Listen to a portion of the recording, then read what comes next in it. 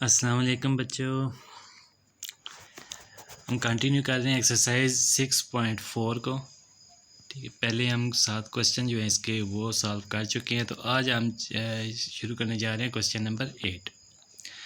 Question number 8 में वो कह रहा है कि if S2 S3 and S5, ठीक है, S2 S3 S5 are the sums of 2n 3n 5n terms of an AP, show that.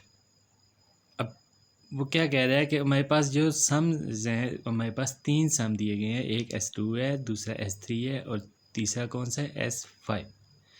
और ये वो क्या कह रहा है कि आर द सम्स ऑफ, ये किस चीज़ के सम्स हैं, 2n 3n and 5n terms respectively.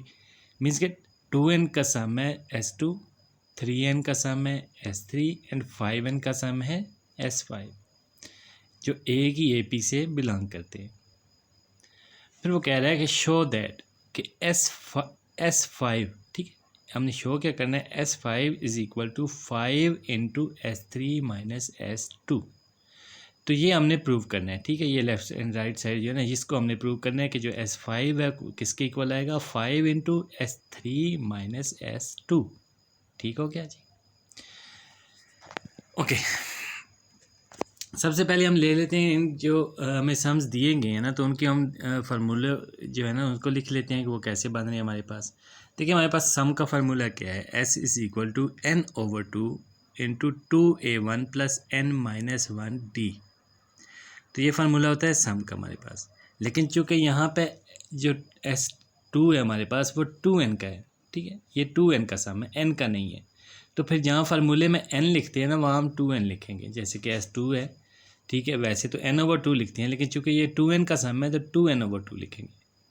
इसी तरह 2a1 प्लस 2n-1d, यहाँ भी n-1 नहीं करेंगे, 2n-1 करेंगे। ठीक हो गया जी, ओके। इसी तरह अब लिख लें इसको S3 में। S3 क्या था, 3n टर्म्स का है, तो वहाँ पे हमने n की जगह क्या करना है, 3n को मेंशन कर लेना है। सो 3n/2 2a1 प्लस 3n-1d, ठीक है।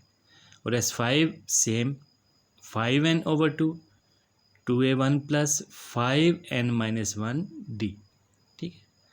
ये जितने एन की टर्म्स का उसने सम बताया ना, तो n को हमने वही मेंशन करना है। उसने 2n का सम बताया तो 2n मेंशन करेंगे, ठीक है। यहाँ भी 3n का सम है S3, तो यहाँ भी 3n और 3n को मेंशन करना है हमने।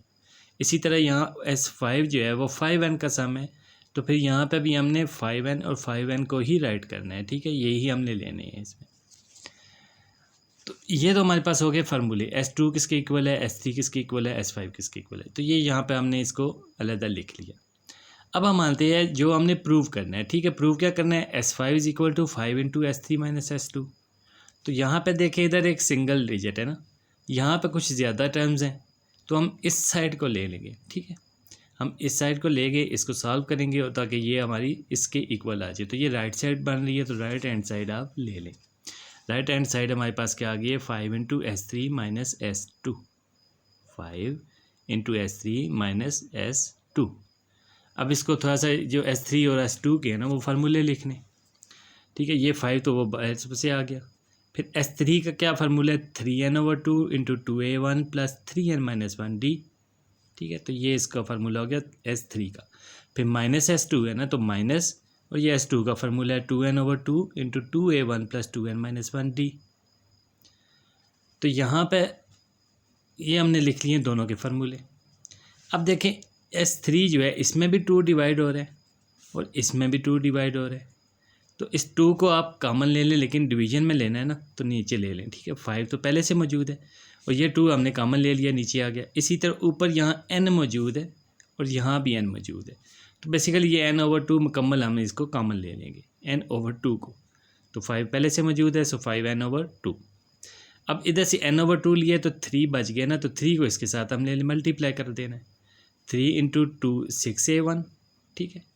फिर 3 को इसके साथ मल्टीप्लाई कराएं तो ये कितना आएगा, 9n, इसके साथ -3 और फिर ये d। और यहाँ पे इसी तरह ये n/2 तो कॉमन चला गया, बाकी जो 2 बच गए ना ऊपर हमारे, इसको अंदर मल्टीप्लाई करवा दें। सो 2 इंटू, देखें इसके साथ करेंगे तो 4a1, और यहाँ पे हमने कॉमन के साथ मल्टीप्लाई कर दिया, मतलब d के साथ डायरेक्ट मल्टीप्लाई कर दिया इसको 2 को, ठीक है, अंदर नहीं मल्टीप्लाई किया, d के साथ कर दिया तो 2d, ठीक है, 2n - 1 2d। अब जब d को इससे मल्टीप्लाई कराएंगे तो ये 2 भी अंदर आ जाएगा। सो चलते हैं नेक्स्ट स्टेप पे। नेक्स्ट हमारा वही है 5n/2, उसी तरह लिख लें और इसको थोड़ा सा सिंप्लीफाई करवा लें, ठीक है। ये d के जो टर्म्स है ना इनको भी अंदर मल्टीप्लाई करवा लें। तो यहाँ पे देखें ये 6a1 वैसे आ जाएगा, 9n/d, ठीक है, -3d, और यहाँ पे आप देखें 4a1 है लेकिन बाय माइनस है ना तो ये -4a1 हो जाएगा, और ये 2n है, 2n को 2d के साथ मल्टीप्लाई करवाएं तो 4n/d, ठीक है, और ये +4n/d है, लेकिन इस बाहर वाली माइनस से क्या होगा -4n/d, और ये -1 को 2d से मल्टीप्लाई कराएंगे तो -2d, लेकिन इस माइनस से क्या होगा फिर वो साइन चेंज होगा और ये +2d हो जाएगा। सो ये हमारे पास टर्म्स आ गई हैं 5n/2, 6a1 + 9n/d -3d -4a1 -4n/d +2d। अब 5n का हमने लेना है इस, ठीक है, तो ये देखिए 5n/2, ये 5n का सम इसी तरह बन रहा है ना, इसी उसका फार्मूला आप देखें यहाँ पे हमने क्या लिखा था 5n/2 × 2a1, तो 5n/2 तो हमारे पास ये आ रहा है, तो इसको हमने कोई मल्टीप्लाई या डिवाइड नहीं करना, इसको ऐसे ही लिखा रहने दे। अब अंदर वाली टर्म्स को देखते हैं तो देखें ये 6a1 है, ठीक है, प्लस में, और -4a1, तो कितना आ जाएगा 2a1, ठीक हो गया। और फिर यहाँ से आप लें 9n/d -4n/d, तो ये 5n/d आ जाएगा, फिर -3d + 2d, सो -1d, और यहाँ से आप अगेन d को कॉमन लें, ठीक है, ये टर्म्स 2a1 बन गई। अब इसको देखते हैं, d कॉमन लेंगे तो ये क्या आएगा 5n, ठीक है, d कॉमन चला जाएगा, एंड माइनस यहाँ से d तो कॉमन चला गया तो 1, और यही हमारे पास क्या था S5, ठीक है, S5 का फार्मूला हमने लिखा था ना, वो क्या आया था 5n/2 × 2a1 + 5n - 1d, तो ये हमारे पास ये फार्मूला आ रहा है। सो हम कह सकते हैं कि ये इक्वल है हमारी लेफ्ट हैंड साइड की। ठीक हो गया जी बच्चों। दोबारा से एक दफ़ा इसको थोड़ा सा देख लें कि हमने क्या करना है। सबसे पहले हमने जो इनके फार्मूले लिख लेने हैं, ठीक है, S2 का 2n के हिसाब से लिख लेना है, S3 का 3n के हिसाब से लिख लें, और S5 का 5n के हिसाब से, ठीक है। इसमें हमने 5n टर्म्स यूज़ करनी है, इसमें 3n और इसमें 2n। फिर हमने लेके आना है इस चीज़ को जो हमने प्रूव करना है। तो प्रूव क्या करना था, S5 = 5 × S3 - S2। अब यहाँ पे हमने इसको लेफ़्ट साइड से क्यों नहीं किया कि इधर तो एक सिंगल चीज़ है, यहाँ पे ज़्यादा टर्म्स हैं, तो इसी को हमने सॉल्व करना है, ठीक है। क्योंकि हम जब भी किसी चीज़ को सॉल्व करते हैं तो उसको सिंप्लीफाई करते हैं, यानी मुख्तसर लेके आते हैं ना। तो ये ज़्यादा है तो मुख्तसर करेंगे तो एक बन जाएगी, तो फिर हम इसको लेके आते हैं। इसके लिए हमें इसको खोलना पड़ता है काफ़ी सारा ना, तो यहाँ से हम ज़्यादा हमेशा आप कोशिश किया करें कि जब लेफ़्ट हैंड राइट साइड को इक्वल प्रूव करना हो तो आप वो वाली साइड लेके चलें जिसमें ज़्यादा टर्म्स मौजूद हैं, ठीक है। तो यहाँ से हमने इसको ले लिया और फिर इसको सॉल्व करने के लिए क्या किया है, सिंपली हमने देखें 5 वैसे ही लिखा है, S3 और S2 की वैल्यूज़ पुट कर दी। फिर यहाँ से n/2 को हमने कॉमन लिया तो ये 5n/2 बन गया, ठीक है। तो पहली टर्म हमारी क्लियर हो गई। बाकी अंदर वाली जो चीज़ें बाकी चीज़ें हमने मल्टीप्लाई करवा ली आपस में। फिर यहाँ से देखें 6a 4a माइनस होगा तो ये 2a1 आ जाएगा, ठीक है। तो 5n/2 भी क्लियर हो गया, 2a1 भी क्लियर हो गया। फिर यहाँ वाली टर्म बच जाती है, यहाँ n - 1d आना चाहिए ना, लेकिन 5 सम है तो फिर 5n - d। तो यहाँ से आप देखें d कॉमन निकल रहा है, जब d कॉमन लेंगे तो 5n - 1 आ जाएगा, और ये हमारे किसके इक्वल है, S5 के। और S5 भी हमारी लेफ्ट हैंड साइड है, तो फिर हम कह सकते हैं कि left hand side is equal to right hand side. हो गया जी। ओके, चलते हैं नेक्स्ट क्वेश्चन पे। Question number 9। क्वेश्चन नंबर 9 में वो कह रहा है obtain the sum of all integers in the first 1000 integers which are neither divisible by 5 nor by 2। वो कह रहा है कि ऑब्टेन द सम के सम मालूम करें, ठीक है। किस चीज़ का मालूम करना है, ऑल इंटीजर्स का इन द फर्स्ट 1000 के इंटीजर्स जो हैं वो पहले 100 इंटीजर्स जो हैं उनका, ठीक है। और सॉरी पहले 1000 है, 1000 सॉरी, तो 1000 जो इंटीजर्स है ना उनका हमने सम मालूम करना है। दूसरी तरफ वो कह रहा है कि which are neither divisible by 5 nor by 2, कि हमारे पास जो पहले 1000 हैं उन 1000 में से फर्स्ट 1000 में से ऐसा कोई भी नहीं होना चाहिए जो 2 से डिवाइड हो जाए या 5 से डिवाइड हो जाए, ऐसे फिगर्स नहीं होने चाहिए। तो आप सिंप्लीफाई इसको एक दफ़ा राइट डाउन कर लें, ठीक है। यहाँ देखें 1 उसके बाद 2 आना चाहिए ना, लेकिन 2 से डिवाइड होता है तो फिर वो नहीं आएगा। 3 है, फिर 4 भी 2 से डिवाइड होता है, वो भी नहीं आएगा। फिर 5 के साथ डिवाइड हो जाता है। तो हमें दोनों टर्म्स नहीं लिखनी, ना वो वाली लिखनी है जो 2 से डिवाइड हो रहा हो और ना वो लिखनी है जो 5 से डिवाइड हो रहा हो। फिर 5 के बाद 6 है, 6 2 से डिवाइड हो जाता है।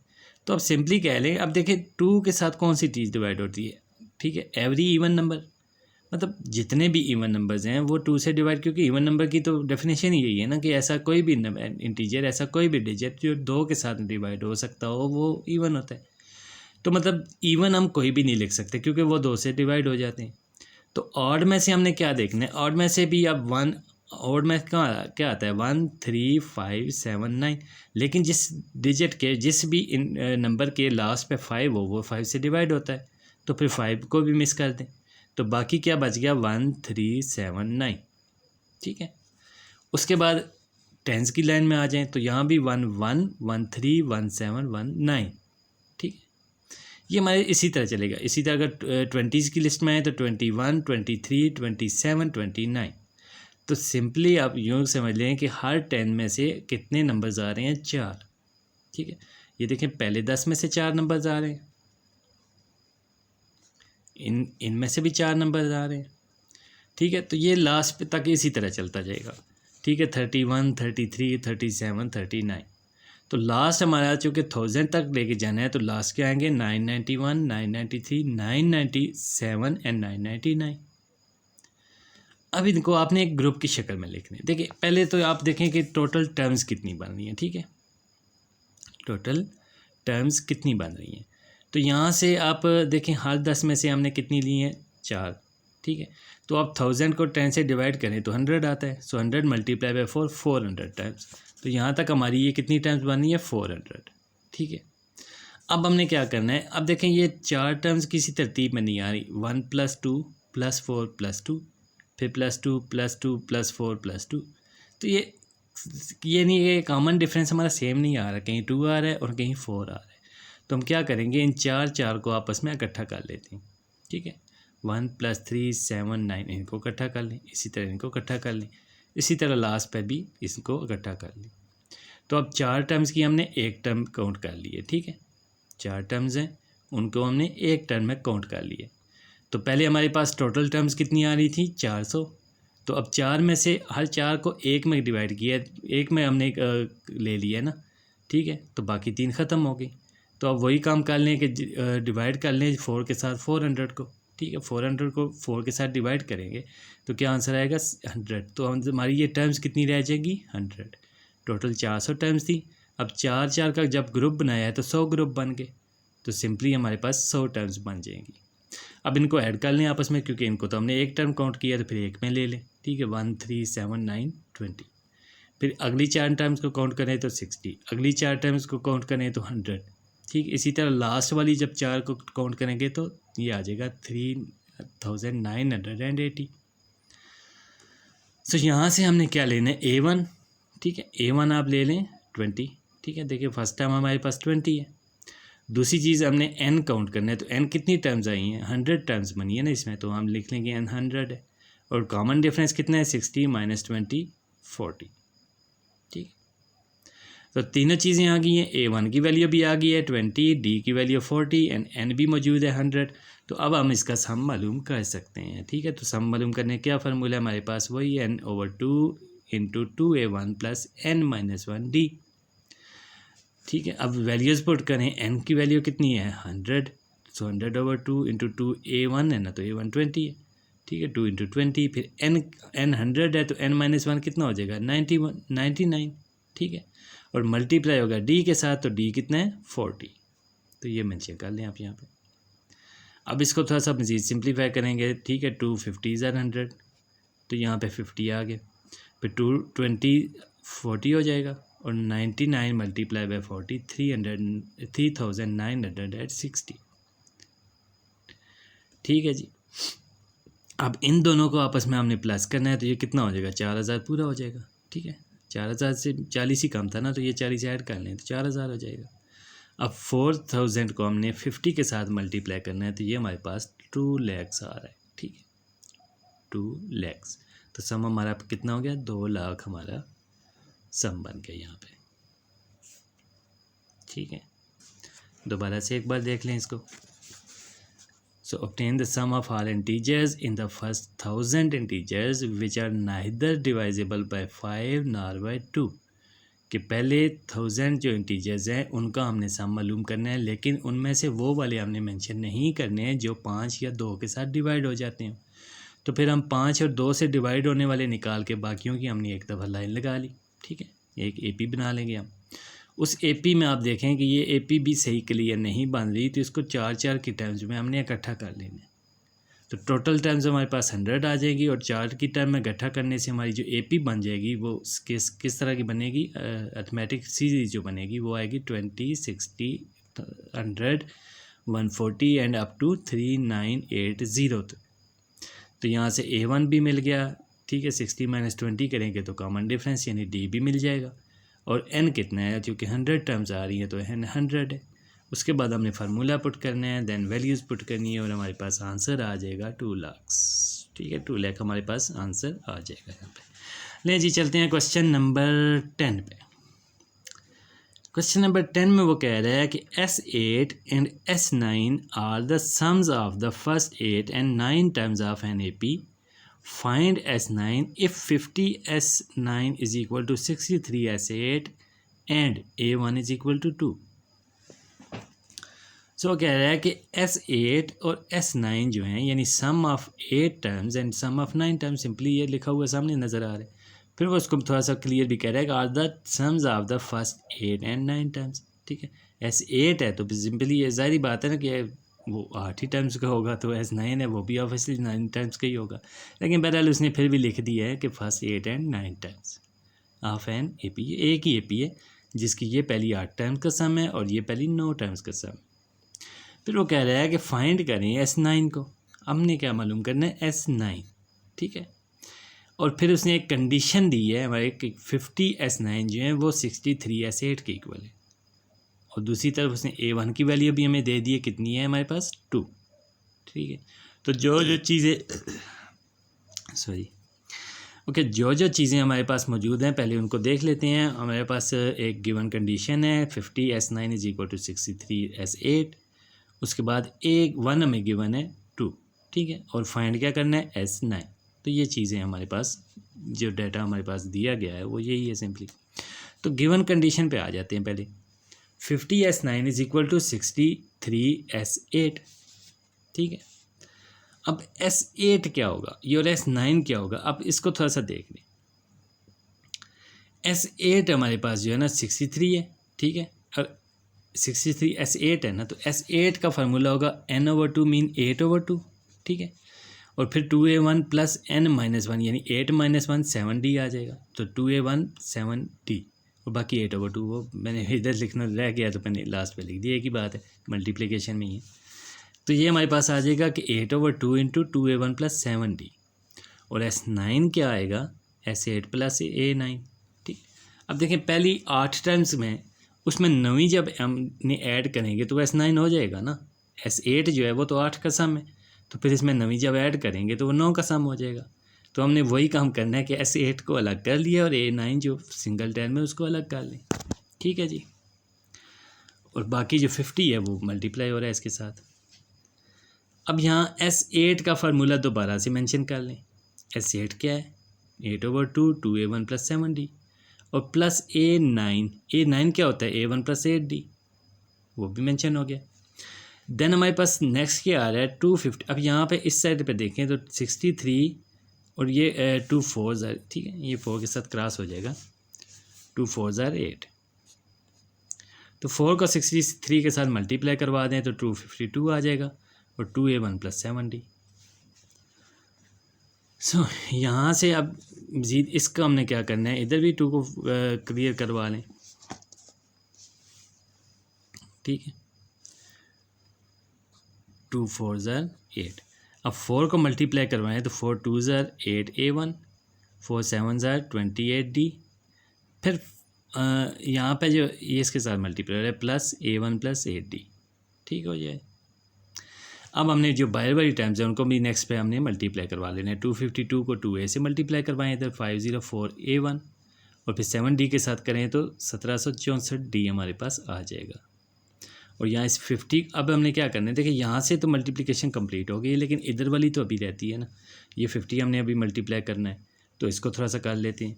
यहाँ पहले देखें 8A1 एंड 1A1 ये भी है, ठीक है, तो ये 9A1 हो गया और 9 को 50 से मल्टीप्लाई कराएंगे तो 450A1। इसी तरह 8 + 28 36D, 36D को 50 से मल्टीप्लाई करें तो 1800D हमारे पास आ जाएगा। और यहाँ पे कितना है 504A1 और 1764D, ठीक है। अब हमने D एक तरफ कर लेनी है और A1 जो है वो एक तरफ कर लेनी है। और A1 की देखें हमारे पास एक वैल्यू भी दी गई है, ठीक है, तो वो भी देख लें। अब ये 1800D है, इसको इधर ही रहने दें और ये जो है 1764D इसको भी इधर ले आएँ, ठीक है, तो ये इधर प्लस है यहाँ माइनस हो जाएगा।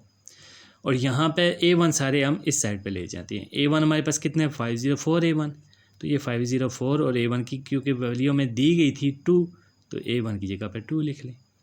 इसी तरह 450A1 है ना, तो 450 × 2 इधर ले आएँ, ठीक है, लेकिन माइनस में जहाँ प्लस है तो इधर आके माइनस हो जाएगा। सो 504 × 2 माइनस 450 × 2, तो ये कितना हो जाएगा हमारे पास। यहाँ पे देखिए ये पहले इसको देख लें 1800 माइनस 1764 तो 36D आ गया। और ये हमारे पास इसको मल्टीप्लाई कराएं तो ये आ जाएगा 1008 और ये इसको मल्टीप्लाई कराएं तो ये आ जाएगा 900।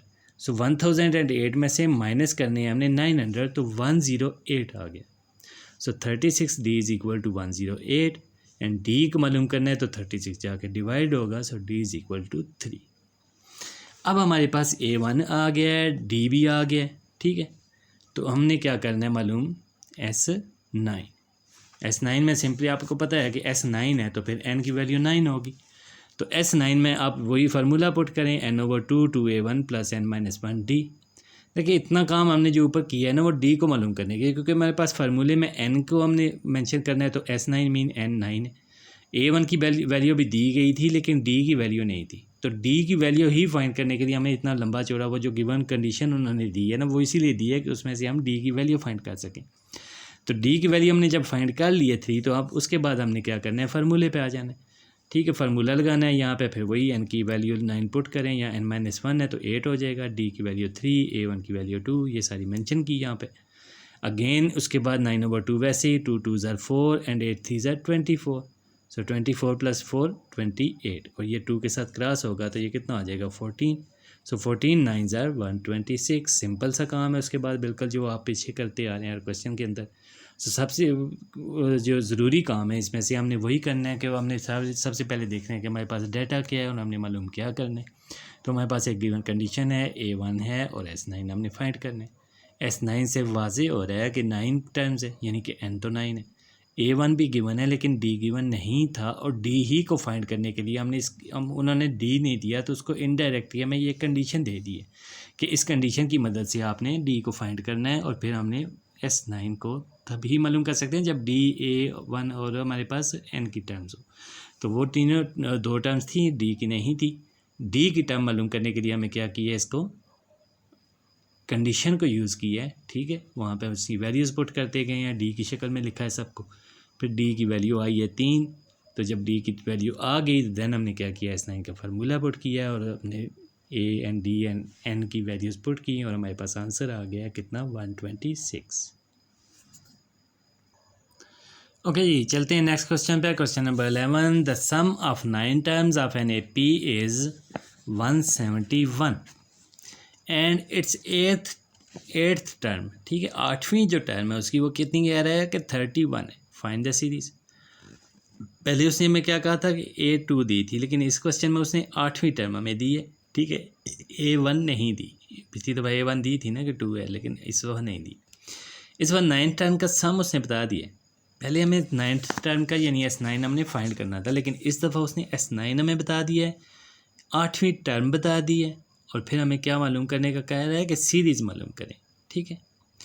तो देखें सबसे पहले हमने जो गिवन डेटा है वो लिख लेते हैं ना कि A8, ये 8वीं टर्म है ना A8, तो वो किसके इक्वल होती है A1 + 7D, ठीक है। तो वो कितनी है 31, इसको आप इक्वेशन 1 का नाम दे रहे हैं, बाद में इसको देखते हैं। दूसरी चीज़ उसने क्या दी है, पहले फर्स्ट 9 टर्म्स हैं उनका सम दी है, यानी कि S9। तो S9 का फार्मूला बेसिकली क्या है, /2 2A1 + 9 - 1D, यही फार्मूला है ना, ठीक है। तो यहाँ से इसको किसके इक्वल है 171 के। अब चूँकि S9 है तो n की जगह 9 पुट कर लें, ठीक है, n - 1 की जगह 8 आ जाएगा। तो ये किसके इक्वल है 171 के, ठीक है। अब इसी को थोड़ा सा मज़ीद सिंप्लीफाई करें, देखिए 2 को हमने क्रॉस करवा दिया, ठीक है, इसके साथ भी, और यहाँ पे 4 आ जाएगा। तो यहाँ से 2 कॉमन लेके हमने इसके समझे क्रॉस करवा दिए। तो 9 × A1 + 4D = 171। सो 9 को आप यहाँ से डिवाइड करवा लें, ठीक है, इधर मल्टीप्लाई हो रहा है ना, तो इधर जाके डिवाइड करवा लें। तो 19 * 171 होता है, तो डिवाइड करवाएंगे, क्रॉस होके 19 आ जाएगा। सो A1 + 4D = 19, इसको आप इक्वेशन 2 का नाम दे लें। अब इक्वेशन 1 क्या थी हमारे पास, वापस आते हैं, A1 + 7D 31, इधर भी A1 + 4D 19। तो यहाँ देखिए A1 दोनों में प्लस में आ रहा है, तो एक में से दूसरी को अगर हम सब्ट्रैक्ट करवाएं, देखिए हम यहाँ पे एलिमिनेशन का रूल यूज़ करेंगे। हमने इसमें से A1 एलिमिनेट करवाना है, तब हम क्या होगा, जब A1 निकल जाएगा तो D की वैल्यू हम आसानी से मालूम कर सकते हैं। अब पहले भी इस तरह का काम कर चुके हैं 9th 10th में भी, और इस आई थिंक सो पिछले चैप्टर्स में भी ये कर चुके हैं काम। तो एलिमिनेशन में हमने क्या करना होता है, दोनों में से दो हमारे पास वेरिएबल्स होती हैं, तो एक वेरिएबल को हम क्या करते हैं, एलिमिनेट करवाते हैं, निकाल देते हैं किसी तरीके से। तो अब इक्वेशन 1 और इक्वेशन 2 को आपस में सब्ट्रैक्ट करवाएंगे, तो A1 - A1 ख़त्म हो जाएगा, तो बाकी D हमारे पास रह जाएंगे और ये वैल्यूज़ रह जाएंगी। So subtracting from equation 2 from equation 1, ये 1 में से 2 को हमने माइनस कर दिया, तो ये लिख लें दोनों। ये इक्वेशन 1 थी हमारे पास, A1 + 7D = 31, एंड इक्वेशन 2 है A1 + 4D = 19। सब्ट्रैक्ट करवाने का क्या रूल है कि हमने साइन चेंज करने होते हैं। तो देखिए ये A1 प्लस माइनस ये तो ख़त्म हो गए, 7D - 4D 3D, एंड 31 - 19 12। 3 को जाके 12 से डिवाइड करवाएं तो D = 4। अब D की वैल्यू हमारे पास आ गई है, ठीक है। तो जब D की वैल्यू आ गई है तो दूसरी हमने क्या मालूम करनी थी, A1 की मालूम करना है ना। तो A1 मालूम करने के लिए हम D की वैल्यू को इक्वेशन 1 या 2 किसी में भी पुट कर सकते हैं, ठीक है। So put value of D in equation 2 हमारे पास क्या थी, A1 + 4D, तो यहाँ से 4 और D की जगह पे इसकी वैल्यू लिख लें 4। सो A1 + 4 × 4 = 19। 4 × 4 कितना है 16 यहाँ प्लस है तो उधर जाके माइनस हो जाएगा। सो 19 - 16 3। तो A1 भी आ गया हमारे पास 3 और D भी आ गया है 4। तो अब हम आराम से सीरीज़ लिख सकते हैं। तो सीरीज़ लिखने का क्या तरीकाकार है हमारे पास, सबसे पहले हम A1 को लिखते हैं, A1 = 3, ठीक है। A2 क्या होता है, A1 + D, तो 3 + 4 7। A3 क्या होगा, A1 + 2D, सो 3 + 2D, ये D की वैल्यू है ना, तो 2 4 8 + 3 11, ठीक है। A4 क्या आ जाएगी, A1 + 4 A4 A1 + 3D, यहाँ पे थोड़ा सा गलत मैंने कर दिया, एक D कम होता है हमेशा। तो A4 A1 + 3D, सो A1 3 है और 3D, सो 3 4 12 + 3 50। तो सीरीज़ हमारी कैसी बन गई, 3 7 11 15 प्लस अप टू n, ठीक है। लें जी, अब दोबारा से एक दफ़ा फिर इसको नज़र इस पर डाल लेते हैं। क्या किया हमने कि the sum of 9 terms of an AP is 171, कि हमें सम दिया गया था पहली फर्स्ट जो 9 टर्म्स हैं उनका, और उसका अर्थमेटिक प्रोग्रेशन है एक हमारे पास जिसकी पहली 9 टर्म्स हैं, और 9 टर्म्स का सम कितना है 171, ठीक है। पहली 9 टर्म्स को ऐड किया तो कितना बना 171। देन उसके बाद उसने क्या कहा है कि उसकी जो 8वीं टर्म है वो है 31 31, फाइंड द सीरीज़। तो हमें पहली 9 टर्म्स का सम दिया गया है, इसके अलावा हमें 8वीं टर्म दी गई है, और फिर वो कह रहा है कि सम जो सीरीज़ है वो फाइंड करें। तो हमने पहले लिख लेना है जो हमारे पास डाटा मौजूद है, ठीक है। एक हमारे पास क्या था, A8 हमारे पास दी गई है, तो इसको लिख लें, इक्वेशन 1 का नाम दे लिया। देन हमने जो सम दिया गया है उसको थोड़ा सा सिंप्लीफाई करेंगे, उसको भी A1 और D में लेके आएँ, ठीक है। और उसके बाद इक्वेशन 2 का नाम दे लें। फिर इन दोनों को हमने क्या किया, सब्ट्रैक्ट किया, इनमें से एलिमिनेशन किया का रूल हमने अप्लाई किया है, A1 को एलिमिनेट करवाया है और 7D 4D, सो क्या बन गया 3D इज इक्वल टू 12। यहाँ से D की हमारे पास वैल्यू आ गई, ठीक है। जब D की वैल्यू आ गई तो इसको आप D की वैल्यू पे यहाँ लगाएं, यहाँ लगाएं, दोनों में से किसी में भी आप पुट कर दें तो आपके पास A1 की वैल्यू आ जाएगी। और जब A1 की वैल्यू भी आ गई, D की वैल्यू भी आ गई, तो फिर अर्थमेटिक प्रोग्रेशन का इशू ही नहीं रहा, ठीक है, क्योंकि arithmetic progression A1 plus D, A1 plus 2D, A1 plus 3D, A1 plus 4D up to so on इसी तरह चलता है ना। तो बस D की वैल्यू, A1 की वैल्यू, बाकी 2D 3 4 उसके साथ मल्टीप्लाई करवाते जाएँ और आपका आंसर आता जाएगा। सो आप जितनी भी इसमें से जौन सी भी टर्म है वो कह रहे हैं A12 मालूम करें तो A1 प्लस 11D कर लें, वो भी मिल जाएगी। यानी सीरीज हमारे पास जो भी इसकी टर्म्स हमने मालूम करनी होगी वो हमें मिल जाएगी।